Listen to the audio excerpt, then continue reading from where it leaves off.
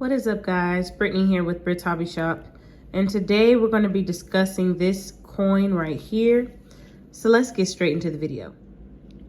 Okay guys, so I actually found this penny in a penny roll from the bank, and as far as I can tell, it appears to be a plating error. And so what I mean by plating error is that it is partially plated. And many of you may know, but 1982 was the last year that they stopped minting coins for copper. So anything after that was minted with zinc.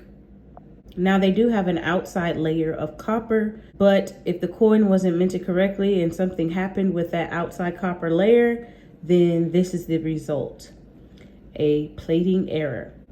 And so now I want to show you guys a sale that actually took place on Heritage Auctions for a plating error. Check this out.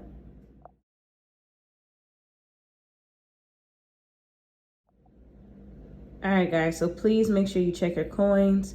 Definitely, I would say if you find one of these, hold on to it, take it to a coin shop just to double check and verify. I am going to do the same thing, and I don't always know what I'm talking about. I'm just learning just like you guys, and sometimes it takes time. But after doing some research, I found out that this looks to be a plating error.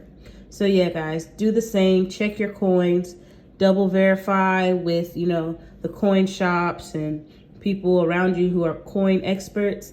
And yeah, I hope you enjoyed this video. Don't forget to like, comment, and subscribe, and I'll see you guys next time. Peace.